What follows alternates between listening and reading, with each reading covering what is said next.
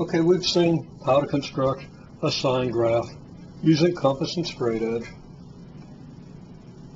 based on subdivisions of the unit circle, okay, of any circle. This is an unlabeled sine graph. There's no assumption this is a unit circle.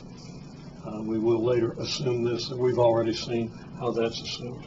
We're going to move into more theoretical and more advanced ideas here in a minute. Now, we want to first of all consider how many subdivisions we've achieved for the circle. Okay, if we subdivide the entire circle the way we have here, it turns out we're going to have 64 subdivisions. We've divided each quadrant basically into 16 subdivisions. Let's start with the circle as it was originally constructed. We have 1, 2, 3, 4 points on the circle defined by the intersection of the x and we can call it the x and the y axis, or the horizontal and the vertical axis. So I use purple to indicate those points. I'm using purple to circle the 4, and I'm going to use purple to emphasize the corresponding points on our graph. Okay, we've divided the circle equally. We've got 4 points that are equally spaced around the arc of the circle, and we've got 4 points. I missed one of them. Actually, it's 5 points. I'm kind of fudging. This first point is kind of automatic. We've got a point here, here, here, and here. 1, 2, 3, and 4. And actually, if you count the points like this point doesn't really count, but if you continue going around the circle, we hit this point again, so I'm going to include it here. Okay, we've got 4 points on the circle. And I've marked 5 points here because the origin and the last point are kind of redundant. So in a sense, then we've got 4 plus 1 points on the circle corresponding to the 4 points here because we counted this point twice. Okay, well, if we now do one subdivision, how many points do we have? Well, if we subdivide each of these angles, as you've seen, we're going to get angles here, or points here, here, and if we reflect this one down here, we get one about here and one about here. So now we get the points that bisect these 4 segments on our horizontal axis on the corresponding graph. And wherever that bisector was, let's say it's probably here, then we bisect this segment. Could probably put it's a little hard to see because optical effects, optical illusions involved with all the angles and everything else that's going on. But we get 4 new points. Okay, so now how many points do we have? Well, now we've got 8 points. And the new points are in blue. Okay, well, we subdivide again, and of course, you probably see where this is going.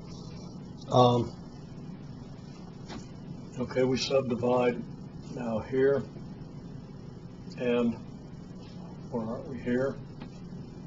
And here, and here, and here, and here, and here, and here. So how many new points? 1, 2, 3, 4, 5, 6, 7, 8 new points, which is going to give us a total of 16 points now that have been marked on the circle.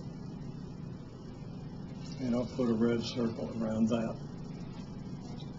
Now I'm not going to mark the rest of the points, but it should be clear that if we now subdivide each of these angles we're going to get 16. I could count them, 1, 2, 3, 4, and then 5, 6, 7, 8, 9, 10, 11, 12, 13, 14, 15, 16 new points for a total of 32 points. And at that point, one more subdivision will get me down to the angles that I actually constructed here. There would be 64 around the circle. Meaning, of course, that if we do the construction, now we have 64 points on our sine function, on our sine graph. Now, if we continue this on, every time we increase the number of subdivisions by 1, it should be pretty clear now that the pattern is that we're going to double the number of points on the circle. Okay, so, well, I can say that, okay, 4 is 2 to the second, 8 is 2 to the third, because, of course, 2 to the third is what we get if we double 2 to the second. And then if we double 2 to the third, which is, of course, 8, we're going to get 2 to the fourth. And that turns out to be 16. Here we have 2 to the fifth, 2 to the sixth. How do these exponents compare with the number of subdivisions? Well, obviously, every time the number of subdivisions goes up by 1, since we're doubling the number of points, the number of points on the circle is going to double, so the exponent is going to go up by 1. When the number of subdivisions is 0, the exponent is 2. If you think about it, you see then that the number of points on the circle is going to be 2 to the n plus 2 when we get up to the nth iteration of our subdivision. So I'm going to call that 2 to the n plus 2. Okay, just following this pattern, we're stuck. If there are n subdivisions, since the exponent is always going to be 2 greater than the number of subdivisions, we're going to have n plus 2, 2 to the n plus 2 points. Well, what does that tell us? How many points are we going to get? Well, if we do 10 subdivisions, so I'll say iterating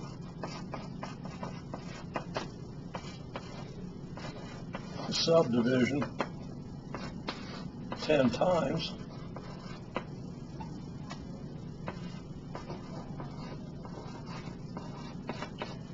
we get 2 to the 10 plus 2 equals 2 to the 12th points on our graph. That's 4,096 points. And you can figure it out yourself. In the first place, 4,096 points here, if I make them with chalk, is going to give us something that appears to be just a smooth curve. There's not going to be any distance between the chalk points. I mean, if I do a chalk point here and a chalk point here and here and here, that's 4 chalk points that really look like part of a more or less straight line if I'd have been able to locate them more accurately. Okay, so just 4 points gives us this much line. 4,096 points would give us 1,000 times that much line, and that would be a whole lot longer than the arc, or than the distance we travel along this curve. Distance we travel along this curve might be a few hundred points. And in a few hundred, the points would probably be even closer than these, giving us even a smoother line. So what I want to say about this is that as n increases, the number of our graph, if we just plot a dot for every point, our graph becomes dense with points. Okay, so I'll say here,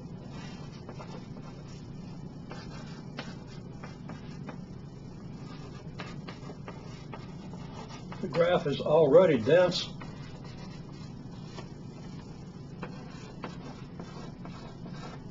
Enough to form a continuous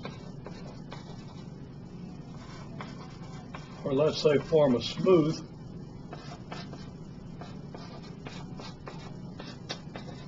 chalk line if we have 4,096 points. And I'm going to make a further statement, and I'm talking about now a topological concept. It's not all that deep unless you try to apply it to arbitrary topological spaces, but it's still pretty deep. It's a pretty deep result in analysis, topology analysis.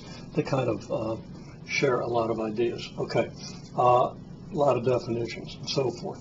The topological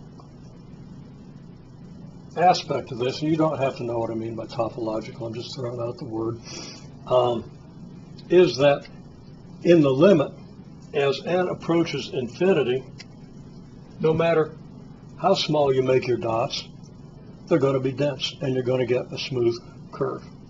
And in the limit, as n approaches infinity, even points with 0 dimension will form a continuous smooth line with no breaks in between them, even though there really are breaks in between them. There's a contradiction you can start to wrestle with now if you want to, but we'll try to make a little sense of it as we go. So, I'm just going to say, as n approaches infinity,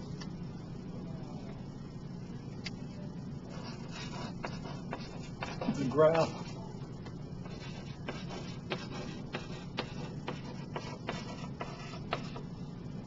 approaches topological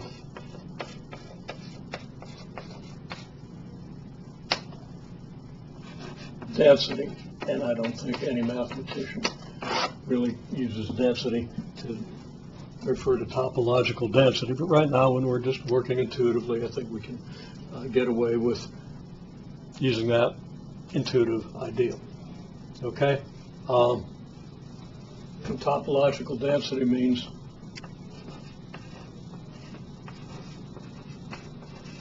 no space between constructed points. Okay. Now that doesn't mean we have every possible point on this graph. So I'll say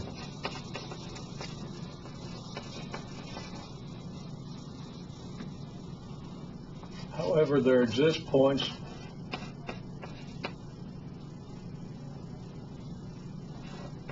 on the curve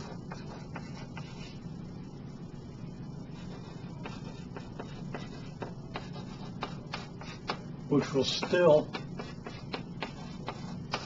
not have been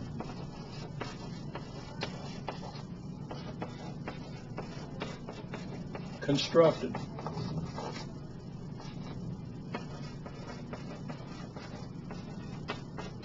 And never will be. And we'll develop this idea just a little bit.